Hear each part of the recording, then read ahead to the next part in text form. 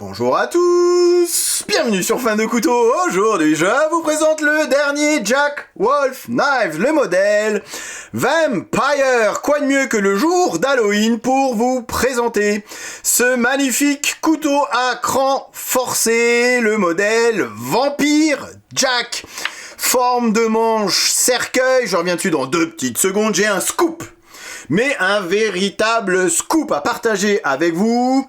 Alors je sais pas si j'ai vraiment le droit de le partager, mais je le partage quand même.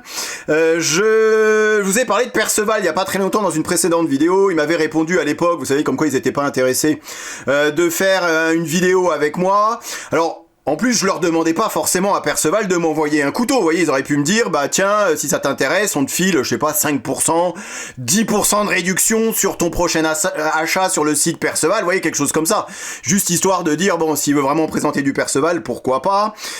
C'est pas ça le scoop. Le scoop, c'est que la Wild Steer, vous connaissez Wild Steer, je vous ai présenté quelques couteaux, Wild Steer vient d'être racheté par Perceval. Oui, vous m'avez bien entendu, alors chut, c'est un secret, mais Perceval vient bel et bien de racheter Wild Steer. Je pense que les parents Wild Steer avaient gardé un petit peu, enfin ça c'est moi qui imagine, encore une fois je n'en ai pas la certitude. Ce que je sais c'est que ça a véritablement été racheté, je pense qu'ils gardaient ça pour Charles, mais comme je vous ai dit que Charles il arrêtait la coutellerie pour le moment et qu'il partait vivre au Canada, bah voilà, il a fallu qu'il se sépare de la société Wild Steer, et donc c'est donc Perceval qui a racheté Wild Steer.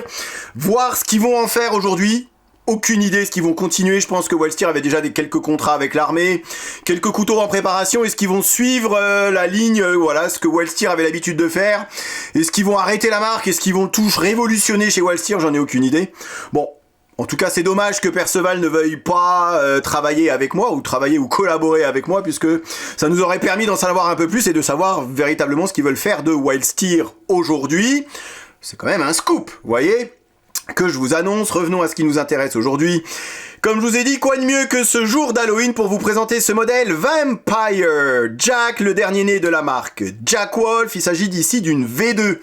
Puisque oui, il existait donc une V1, quelques changements par rapport à la V1. La V1, on était sur du M390. Ici, comme sur tous les modèles que je vous ai présentés depuis quelques mois, on passe sur du S90V, qui est quand même un excellent acier. Je me suis servi du dernier que je vous avais présenté, ce modèle Pioneer.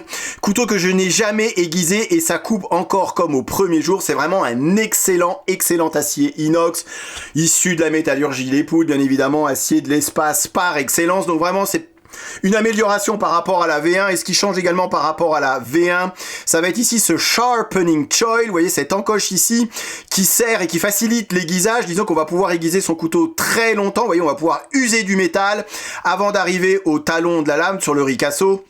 Et donc ça c'est une évolution, et c'est vrai que c'est un peu une marque de fabrique également des couteaux Jack Wolf. C'est cette énorme Sharpening Choil ici qui sert du coup à avoir un couteau qui va durer dans le temps, puisque ces couteaux Jack Wolf, même si à chaque fois que je vous fais une vidéo Jack Wolf, j'ai le droit à un nombre de commentaires négatifs sur cette marque, ce que je comprends finalement que très peu, puisque à part le tarif, on ne peut rien reprocher aux couteaux Jack Wolf en termes de qualité, en termes de fabrication, en termes de finition. Donc je vais pas à chaque fois revenir sur la qualité de fabrication des couteaux Jack Wolf. Vous regarderez mes précédentes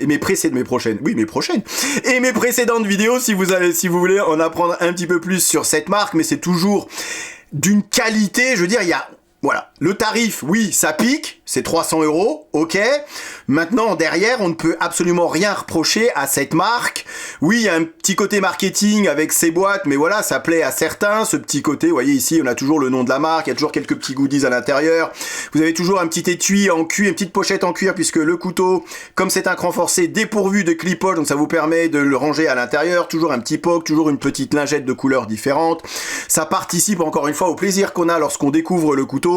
Et ce que j'aime bien avec les derniers modèles que je vous ai présentés, donc celui-ci, le Vampire et le Pioneer, c'est qu'il revient finalement, même si ici c'est un V2, il revient à des formes de lame un petit peu plus pratique à utiliser au quotidien, un petit peu plus polyvalente que ce modèle Feel Good. Là, on était vraiment sur un scalpel. Et là, on revient avec cette forme de lame Spear Point. Là, on était sur un léger Drop Point. Mais là, c'est vrai qu'on revient à des formes de lame beaucoup plus utiles, beaucoup plus polyvalentes, beaucoup plus agréables à utiliser au quotidien, beaucoup plus fonctionnelles que ces lames avec un tranchant droit comme sur ce modèle Feel Good. Là, vous l'aurez remarqué, c'est au niveau du manche. Pareil, hein, que ça change par rapport à des manches certainement un petit peu plus neutres, et c'est vrai que j'avais un petit peu peur sur ce modèle Vampire de l'ergonomie au niveau du manche. Ici, manche en forme de cercueil, vous voyez, avec ce renfoncement, ça ressemble un peu à l'image qu'on peut avoir d'un cercueil, avec ici, pareil, vous voyez, l'arrière du manche qui est toujours très bien contourné, toujours très bien chanfreiné. Bon, il me reste un petit peu de potiron sur le manche, forcément, vous voyez, ces petits traits ici, signature visuelle Jack Wolf, avec du titane qui est mat, qui est encore une fois du plus bel effet. Il existe plusieurs versions de ce modèle. Ici, c'est le Purple Haze. Haze, c'est la brume. Donc, façon un peu embrumée, mais c'est du fat carbone. C'est juste magnifique. Il y a du tout noir. Il y a pareil, il y a un tout noir, un carbone avec des petits inserts rouges qui est du plus bel effet. Des lames noires. Ici, on est sur du bel. Donc, c'est fini au grinder. C'est fini au backstand. D'ailleurs, ça se voit. Voilà, c'est fait exprès. Après, il y a d'autres versions avec du tiré en long qui est fini à la main. Mais voilà, on a ce manche façon cercueil qui, c'est vrai, au départ, je me suis dit, oh, ça m'a pas l'air d'être hyper ergonomique, voire hyper confortable. J'ai encore du potiron sur la main, c'est parce que je viens juste de le manipuler. J'ai essayé de vous faire une photo avec le potiron, ça donne rien du tout, donc j'ai laissé tomber. Donc ouais, c'est vrai qu'au niveau du manche et niveau ergonomie, je me demandais ce que ça pouvait donner. Et c'est vrai que finalement, lorsqu'on l'a en main, en fait, on a la main qui est juste calée à l'intérieur. Vous avez index majeur juste devant ce petit groove ici, cette petite bosse. Et puis vous avez l'annulaire et le petit doigt ici, vous voyez, qui se retrouvent à l'arrière, et finalement comme ça, la prise en main est tout ce qu'il y a de plus correct. Après on reste sur un couteau de poche, le couteau est pas très grand, 17,3 cm, 7,6 cm de taille de lame, on reste sur la définition même d'un couteau de poche à cran forcé, on reste sur les mêmes dimensions sensiblement que les autres modèles Jack Wolf que j'ai pu vous présenter. Ici 78 grammes, donc le couteau disparaît littéralement dans la poche. Je l'ai dit, pas de clip poche, on garde toujours cette magnifique émouture creuse qui est aussi une signature des couteaux Jack Wolf. Et ça permet avec ce S90V d'avoir une puissance de coupe, une puissance de tranchage. C'est vraiment assez remarquable ce qu'on arrive à faire avec ce couteau dans le petit travail de détail. Et puis avec cette forme de lame Spear Point, on est sur un couteau avec une pointe qui est très délicate. Donc là, il va falloir faire attention lorsqu'on force un petit peu sur la pointe. Mais ça permet justement de percer. Vous voyez, lorsque je me suis amusé avec mes enfants sur cette pauvre malheureuse citrouille. Voilà, ça permet assez facilement de percer la matière, d'aller un peu en profondeur.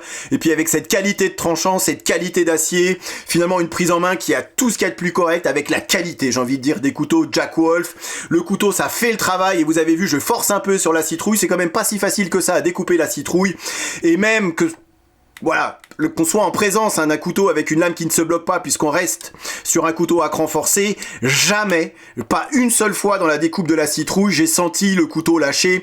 Je vous l'ai déjà dit, mais on est sur un mécanisme qui est très viril, ça demande quand même pas mal de force à l'ouverture et à la fermeture, et ce qui est également un gage de sécurité. Lorsqu'on parle de couteau à cran forcé, disons qu'il faut vraiment le faire exprès pour se refermer la lame sur les doigts. On est toujours sur la qualité Jack Wolf. Ce que j'apprécie en plus sur ce modèle, c'est qu'on soit en présence d'une lame très fonctionnel, bien plus fonctionnel, vous l'aurez compris, que le modèle Feel Good. Un manche forme cercueil, c'est pour ça que je vous fais la vidéo aujourd'hui, c'est parce que c'est Halloween, donc on parle un peu, voilà, sorcière, cercueil. Mais ça me fait toujours plaisir de vous présenter du Jack Wolf, puisque la qualité est bel et bien toujours au rendez-vous. Et bien qu'on soit sur un manche à l'ergonomie comme ça, à première vue, qui paraît un petit peu... Bon, on se pose la question, en la prise en main, c'est absolument pas gênant. Encore une fois, faut-il laisser les deux doigts à l'avant, les deux doigts à l'arrière, et passer cette petite bosse juste entre les deux, voilà. C'était simplement ma petite présentation de ce dernier né de la marque Jack Wolf. C'est toujours un plaisir de manipuler des couteaux de cette qualité-là. Certes, le tarif pique pour un couteau made in China, mais encore une fois, ce n'est pas moi qui fixe les prix. Voilà, je vous laisse ici. Longue vie à Jack Wolf, longue vie à Wild Steer également, puisque je ne leur souhaite bien évidemment voilà, que ça puisse continuer et qu'on puisse toujours voir cette marque dans le paysage de la coutellerie française. Merci à vous d'avoir regardé cette vidéo, et bien évidemment, je vous dis à très bientôt sur Fan de Couteaux. Salut! Présentation, comparaison avec d'autres modèles et test de coupe en fin de vidéo comme d'habitude. Ok, allez, voyons voir ce que ça donne. Rasoir. Encore une fois, les goûts et les couleurs. C'est simple et efficace. Je suis faible, j'achète. Il n'y en aura pas pour tout le monde.